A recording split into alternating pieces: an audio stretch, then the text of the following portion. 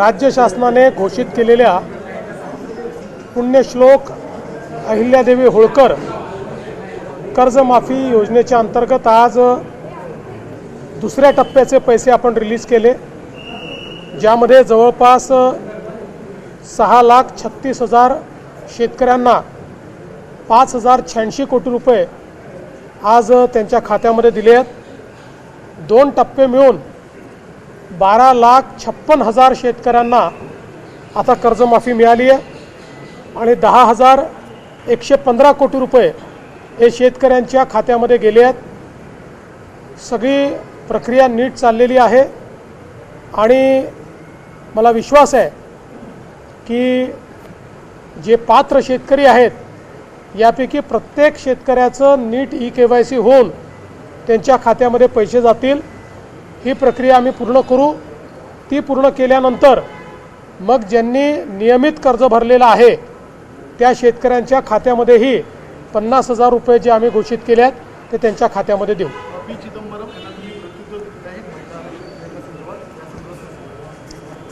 असं आहे की काँग्रेस आणि महाविकास आघाडी याचे जे नेते आहेत हे सातत्याने बुद्धिभेद करण्याचा प्रयत्न करतायत की 2023 सालीच महिला आरक्षण विधेयक मंजूर झाल्यामुळे आता पुन्हा विधेयकाची गरज नाही आणि म्हणून मी त्यांना लक्षात आणून दिलं 2023 साली चिदंबरम यांच्यासहित सर्वांनी ज्या विधेयकाला मतदान केलं होतं त्या विधेयकामध्ये 2 गोष्टी म्हटल्या होत्या।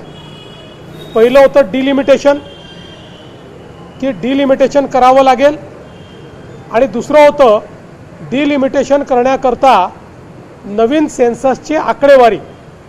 अशा 2 गोष्टी झाल्यानंतर हे लागू होईल हे चिदंबरम सहित सगळ्यांनी मतदान करून मान्य केलं होतं। मात्र कोविडमुळे सेन्सस पुढे गेलं, त्यामुळे मोदीजींच्या मनामध्ये 2029 सालीच आपल्याला महिला आरक्षण द्यायचं असल्यामुळे एक अतिशय छोटीशी अमेंडमेंट आणली होती की डिलिमिटेशन करता नवीन सेन्ससचा जो काही कॉन्स्टिट्यूशनल अमेंडमेंट किंवा संविधान संशोधन आहे त्याच्याऐवजी त्यात शिथिलता देऊन जुन्या सेन्ससप्रमाणे देखील करता येईल अशा प्रकारची अमेंडमेंट होती, जी या सर्व मंडळींनी नाकारली। नाकारण्याची 2 कारणं होती। पहिलं कारण, त्यांना महिलांना आरक्षण द्यायचं नाही। 23ला त्यांनी विधेयकाला सपोर्ट याकरता दिला की 23मध्ये त्यांना माहिती होतं आपण समर्थन दिलं नाही तरी हे विधेयक पास होणार आहे, त्यामुळे बहती गंगेमध्ये हात धोलो अशा पद्धतीनं त्यांनी त्यावेळेस समर्थन दिलं। आणि आता ज्यावेळी खरं महिला आरक्षण देण्याची वेळ आली त्यावेळी मात्र विधेयकाला त्यांनी विरोध केला।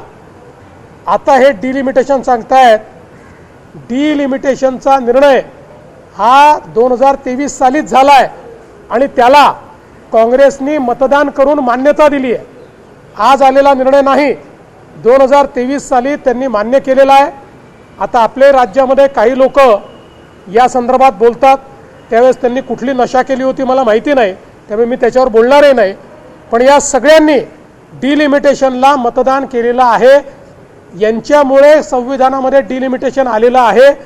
आता तेच करण्याकरता जेव्हा कायदा येतो त्याला हे अमान्य करतात, कारण यांना माहिती आहे की नवीन सेन्सस नंतर जर ही सुरुवात झाली तर 2029ला ते लागू होऊ शकणार नाही, ते 2034 मध्ये जाईल। काँग्रेस पार्टी आणि महाविकास आघाडीतल्या काही घटक पक्षांना 2029ला महिला आरक्षण द्यायचं नाही, त्यांना 2034 पर्यंत ते रेटून न्यायचं आहे। किंबहुना त्यांना असं वाटतं की आपलं सरकार नंतर जर चुकून आलं तर आपल्याला हे रद्दही करता येईल, त्यांच्या मनात ते रद्द करणंच आहे। आणि म्हणून हे लोक अशा पद्धतीनं बुद्धिभेद करतायत आणि म्हणून चिदंबरम यांनी ज्यावेळी ट्विट केलं त्याला मी फॅक्ट्स फिगर्स याच्या सहित उत्तर दिलेलं आहे। कुठल्या संसदीय समितीवर? मला काही कल्पना नाही.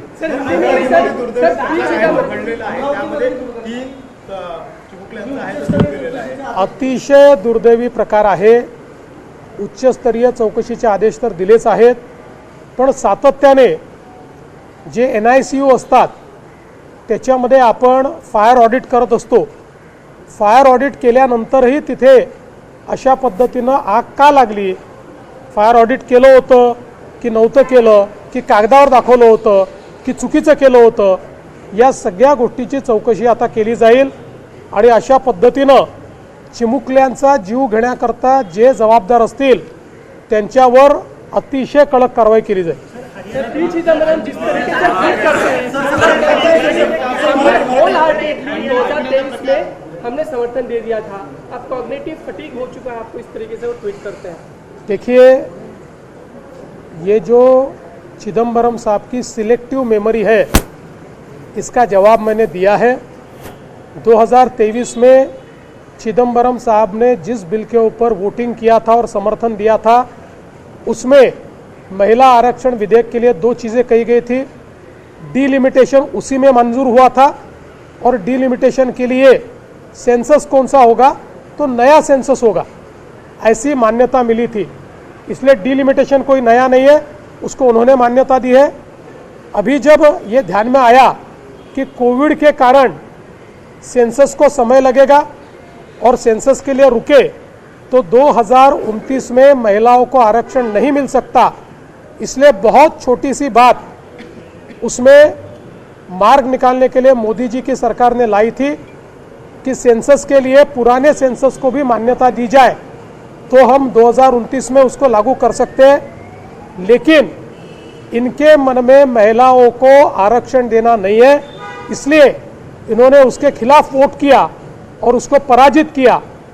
2023 में ये जानते थे कि NDA के पास पूरा समर्थन है, इसलिए 2023 में बहती गंगा में हाथ धोने के लिए इन्होंने उस समय समर्थन दिया.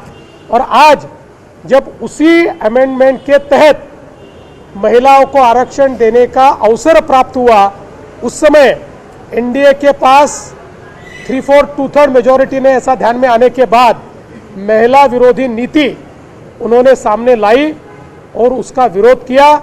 इसलिए चिदम्बरम जी, आपके नेता पुणे में आकर कुछ भी कहे, आप सभी महिला आरक्षण विरोधी हैं. आप 2029 में महिलाओं को आरक्षण नहीं देना चाहते, लेकिन मुझे विश्वास है मेरे नेता नरेंद्र मोदी जी चाहे कुछ भी हो जाए 2029 में महिलाओं को आरक्षण देकर रहेंगे. रिक्षा चालकांना मराठी सक्तीवरून कुठेतरी यूपी मध्ये देखील राजकारण यावरनं रंगताना दिसतं आहे. एकूणच यूपीच्या रिक्षा चालकांना भाजप सरकार त्रास देत आहे असा आरोप हा अखिलेश यादव करताना दिसतात. बघा, कोणालाही त्रास देण्याचं कारणच नाही आहे. या ठिकाणी त्यांना काही मराठीचं एक्सपर्ट बनण्याकरता कोणी सांगितलेलं नाही. बोलचालापुरतं मराठी शिकवण्याकरता त्यांना सांगितलेलं आहे. तीही संधी दिलेली आहे आणि पुन्हा दुसरी संधी दिलेली आहे, तिसरी संधी दिली आहे. आताही कोणाचाही लायसन्स रद्द केलेला नाही, संधीच दिलेली आहे. मला असं वाटतं की अपेक्षा ठेवणं की बाबा महाराष्ट्रामध्ये तुम्ही मराठी शिका हे गैर नाही, पण एवढं मात्र सांगतो, आमचं सरकार कोणावर अन्याय होऊ देणार नाही. आणि जर त्यांना असं वाटत असेल की आम्हाला अजून संधी पाहिजे आहे, आम्हाला अजून वेळ पाहिजे आहे, तर त्यांना वेळही वाढवून द्यायला सरकार तयार आहे. सरकारचा कुठलाही त्याच्यामध्ये असा विषय नाही की कोणावर अन्याय करायचा आहे. जुजबी बोलता आलं पाहिजे एवढाच आग्रह या ठिकाणी केला.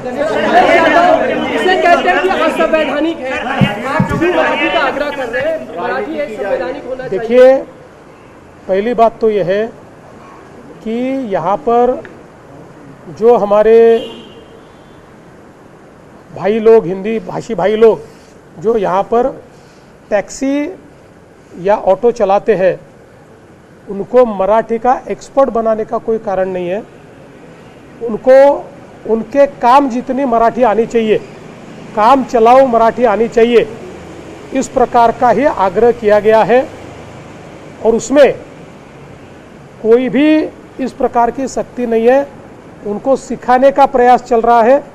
अभी भी 2 बार लोगों ने समय बढ़ाकर मांगा, वो समय बढ़ाकर दिया गया है। अभी भी तीसरी बार भी समय बढ़ाकर दिया है और आगे भी अगर ये मांग आएगी कि हम सीखना चाहते हैं, हमको समय बढ़ाकर दिया जाए, तो समय बढ़ाकर दिया जाएगा।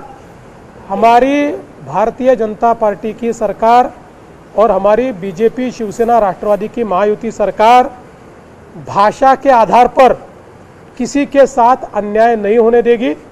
भाषा के आधार पर किसी पर अन्याय नहीं होगा। ये सारे लोग, और इनमें से तो कई लोग 3-3 पीढ़ियों से यहाँ रहते हैं, ये हमारे लोग हैं, हमारी संस्कृति के साथ घुल मिल गए हैं। इसलिए यह प्रयास है कि इनमें से जिनको भाषा काम चलाओ भी नहीं आती, उनको सिखाने का प्रयास चल रहा है। कोई किसी के ऊपर अन्याय न हुआ है, न हमारी सरकार होने देंगी।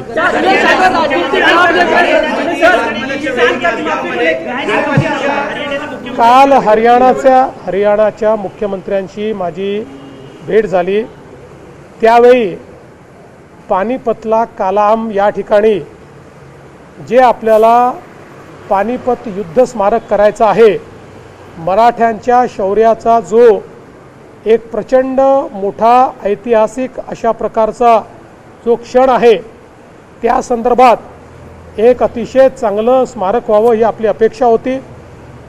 त्यानिमित्ताने काही जागा पण आपण घेतली, एक कमिटी पण आपण केली। काल त्यांच्याशी चर्चा केल्यानंतर त्यांनी असं सांगितलं की आम्हालाही त्या ठिकाणी असं स्मारक करायचं आहे, त्यामुळे दोन्ही राज्याची जॉईंट कमिटी तयार करून आणि तुम्ही महाराष्ट्र जो इनपुट देईल त्याप्रमाणे आपण त्या ठिकाणी हे स्मारक तयार करू। त्यामुळे आता दोन्ही राज्य मिळून एक आपलं शौर्य स्मारक हे पानिपतला आम्ही तयार करणार आहोत।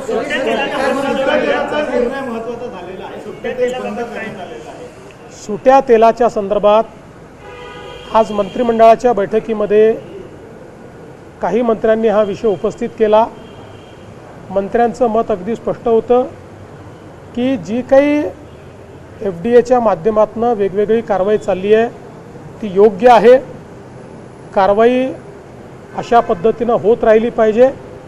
मात्र जे काही आमचे तेलाचे व्यापारी आहेत, यात जे पारंपरिक तेलाचा व्यापार करतात त्या व्यापाऱ्यांवर अन्याय होऊ नये आणि गरीबात गरीब लोक जे आहेत, जे अतिशय थोडं म्हणजे जे अर्धा किलो, 1 किलो किंवा अर्धा लिटर, 1 लिटर असं तेल न घेता जे सुटं तेल घेतात त्यांच्यावरही अन्याय होऊ नये या दृष्टीनं मार्ग काढला पाहिजे।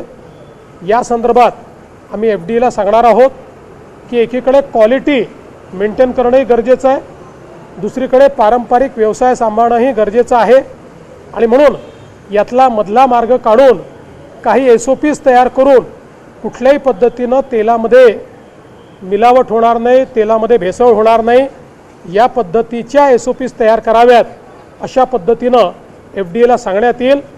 यातनं आम्ही असा मार्ग काढू की कुठेही भेसळ करता येणार नाही आणि पारंपरिक व्यवसाय हा बंद करावा लागणार नाही। ईडी कामगारांसंदर्भात देखील एक प्रश्न उपस्थित होताना दिसतोय। जे कामगार आहेत त्यांचा जो पगार आहे, पैसा आहे तो वाढवला, मात्र जे कारखानदार आहेत सोलापुरातले त्यांचं असं म्हणणं आहे की आम्ही आता तेलंगणामध्ये जातो। एक प्रश्न जो आहे तो यापुढे निर्माण होतो। अलीकडच्या काळामध्ये अशा प्रकारच्या धमक्या द्यायची सवय झाली आहे।